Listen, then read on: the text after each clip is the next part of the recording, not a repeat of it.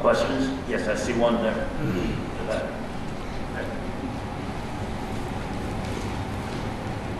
Thanks very much to all of you for that very interesting presentation. My question is for Dr. Mutter, and thanks very much for that interesting comparison between Hurricane Katrina and the situation in Sichuan last year.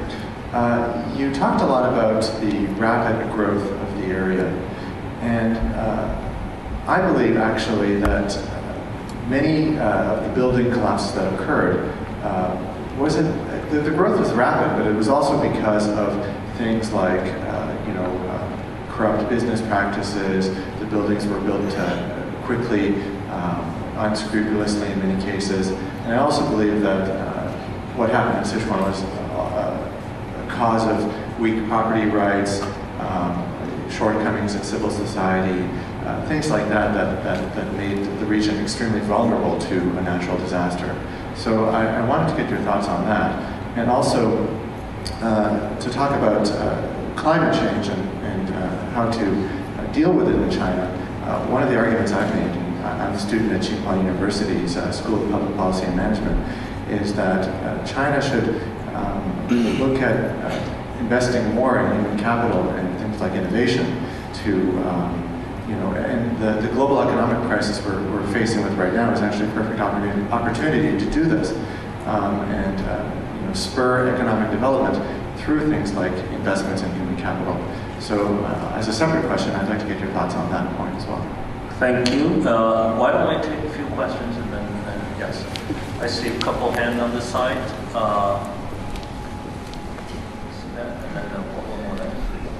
I feel still one of the most astounding figures that has come up on a few presentations is the fact that there are 400 million people that are going to be moving into new cities over the next 30 years.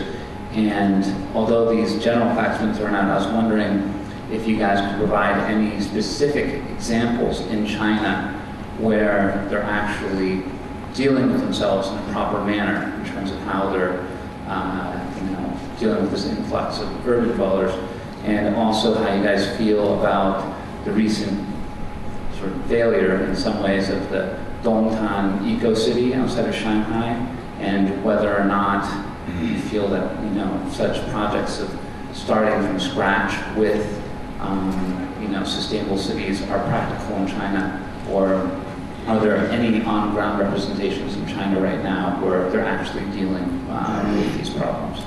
Thank you. We'll have two more here.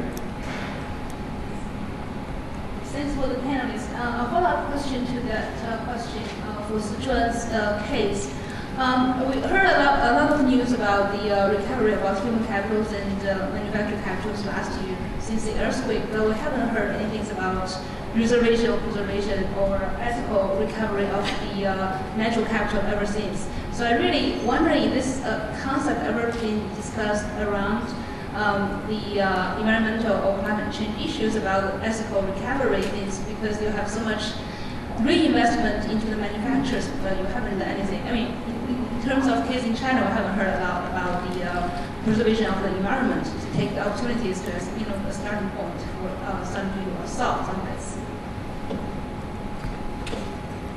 Question, Beth? Hi. I guess I just want to comment on how in 4 days it's going to be the 20th anniversary of the Tiananmen Square massacre, and how Is this related to the issue here? Absolutely. Okay. Absolutely. Go ahead. And how I think fundamentally all the issues that we've seen in China today, economic issues, environmental issues, are all related to the fact that the political system still hasn't really reformed. And Columbia's institution isn't even addressing that issue. We're all just walking around the real issue here. The level of discussion here today is, to me, it's almost irrelevant because China is not the same kind of society that Western Europe or America is. People don't have the right to choose. They don't have self-determination. They don't have control of their own destiny, their education.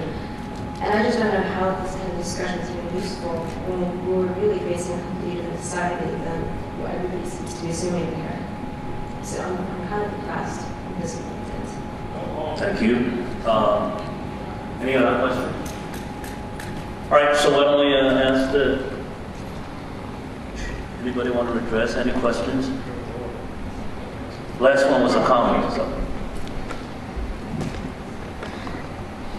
Well, there are quite a few different issues, and I have to say I'm not an urban planner or haven't been involved in ecological restoration, those sorts of things. You know, I think the urban challenge is a major one. It's one that the 2049 project has identified as one of the key areas. We do some work on use of data just to find out where slums are developing around the world using remote sensing, because in fact we don't even know where people are moving to, how they're surviving, and so forth. As you know, one of the Millennium Development Goals was to improve the condition of people in slums. But again, most places in the world, it's hard to find the data, it's hard to understand what's going on, and therefore it's hard to target services. There's certainly examples around the world where people are doing, I think, urban development that is more sustainable, more disaster-proof, and so forth. You know, I don't think anybody has a magic formula. Same thing with ecological restoration. It's a whole field unto itself. I guess on the last comment, I mean, there's, again, I'm not a political scientist. There are clearly issues of how different political systems deal with sustainable development. I don't think you can necessarily say that sustainable development is only going to be successful in Western democratic contexts. That might be an argument. I think one has to work, at least at some level, to see if sustainable development can happen regardless of the kinds of conflicts and different social and cultural contexts that exist around the world. You know, my center also works on environment conflict interactions. We have a big project, actually John's involved in it too, looking at reconstruction in Haiti and other areas where there has been conflict. Again,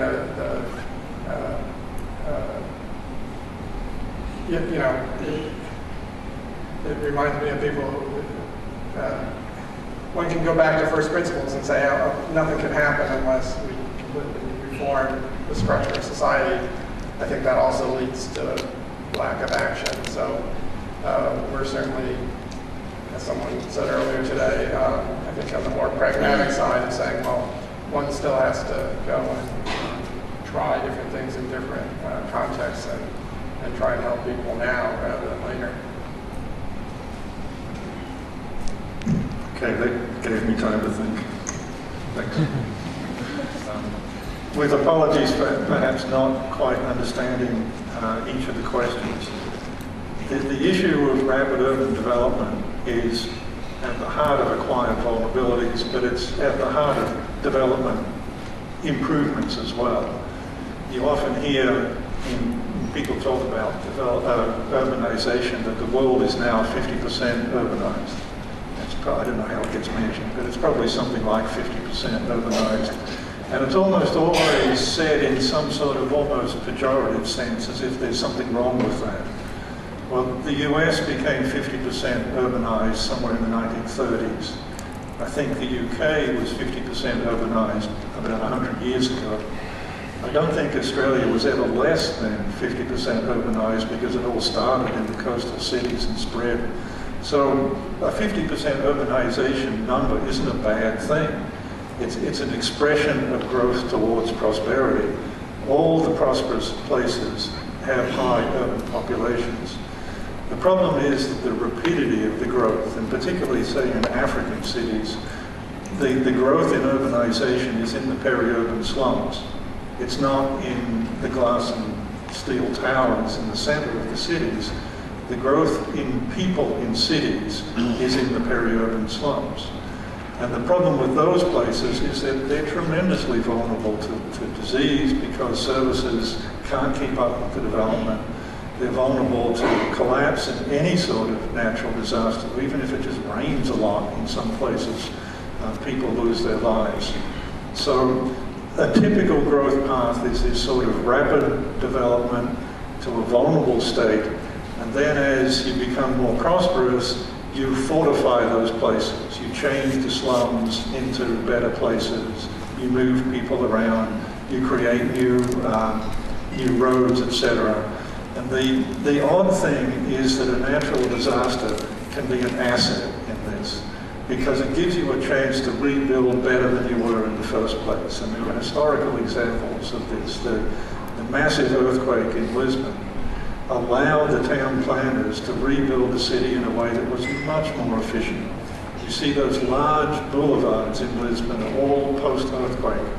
And the commercial part of the city was separated from the residential part of the city, and it became a much better city. It became a center of, one of the centers for postmodern development in Europe, and it wasn't before that. The key here is that you can use these tragedies to your benefit, that you can grow better out of them. And that's what is not happening in New Orleans, and I think could happen in this country, although I don't know whether it is or not, because I honestly are not sufficiently well informed. I think part of the comment was about public buildings, and it's commonly true that public buildings are built less well than private buildings. You may watch the contractor build your house and ask him whether he's building it strongly, even if you're not in an earthquake-prone area, but you're probably not going to watch the contractor build the shopping mall. You're probably not going to watch him build a school. And unless somebody in authority is watching, those places tend to be more vulnerable. They tend to be places where people congregate, large numbers of people, and they tend to fall down more often than your private house, which you tend to watch over. The issue with climate change is very complicated.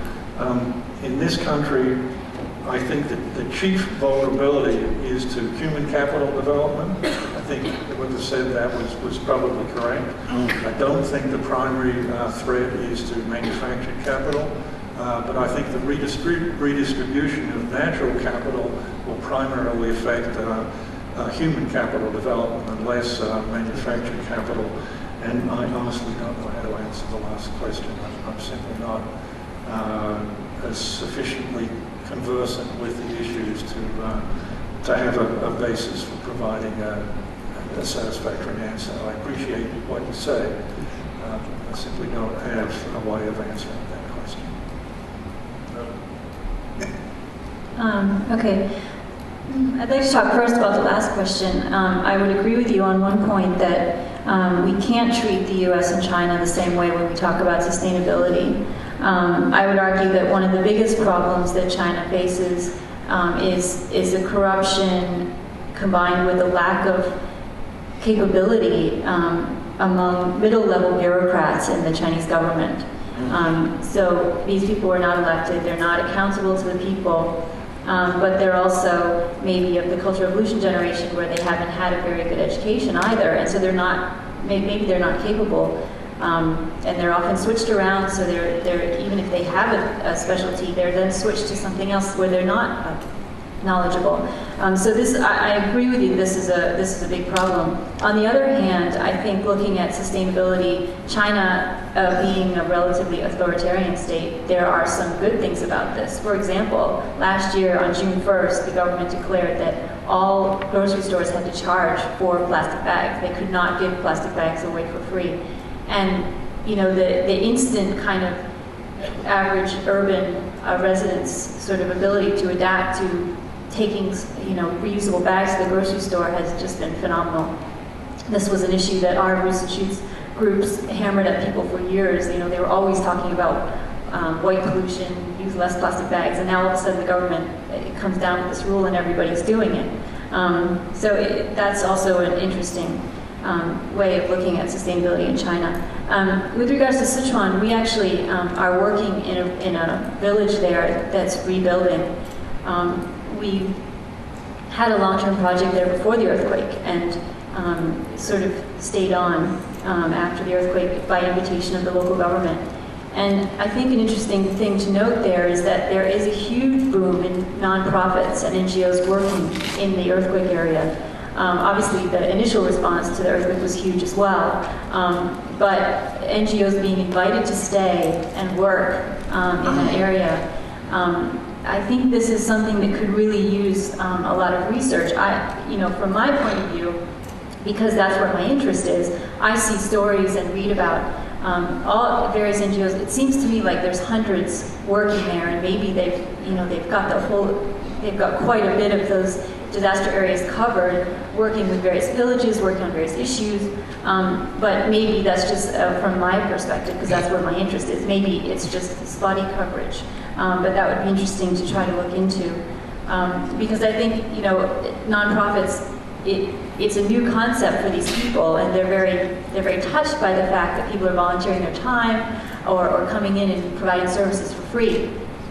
And on the other, so what we're able to bring too is we're able to help them to rebuild their human capital. Because, for instance, in the village that we work in, they had gone in the last 10 years from farming on land that was the slope gradient was too high, so the government had declared that no one could farm on those areas, and so they'd all gone from farming to tourism, and they built up their homes to be nongjala, to be these farmer homestays, and they had millions of people from Chengdu coming in the summer months to cool off in the mountains, and all of these farmer homestays collapsed, and so they've lost their livelihood, and now we're looking at the tourists aren't going to come back for 5 or 6 years, so what can they do in the meantime? And this is one way that nonprofits are filling the gap to rebuild the human capital. Well, thanks. Since I am the political scientist, only one on this panel, I feel that I probably should respond to that before we call it a day. 2 points. I think both Bob and Erika actually touch on that. That is, if I can summarize, political system is not a precondition for environmentalism or environmental protection. There's no inherent advantage of democratic system in a better environmental record, nor there's inherent disadvantage for authoritarian regime to do the same thing. Take 2 examples. One, if you go, I don't know if you've been to India. I've been there twice. If you go to Agra or Delhi, you will see how polluted that city is, and that's under a different system. The second example is this gas mileage, the gas economy mileage that China just planned to increase, to implement, which is a lot faster, a lot restrictive than, say, many other countries. So those are 2 examples for you to ponder, I think. Secondly, I want to also relate to this is that environmentalism or environmental participation actually could be a way for Chinese citizens to participate in political change.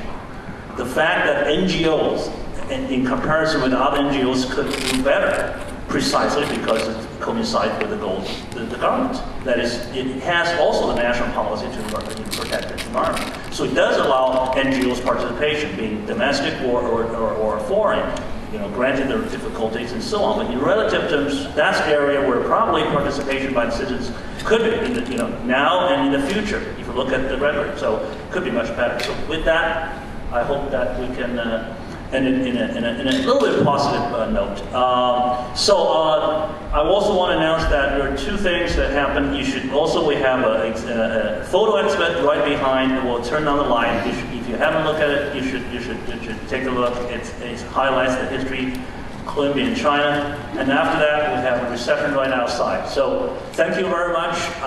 Thank you for your participation.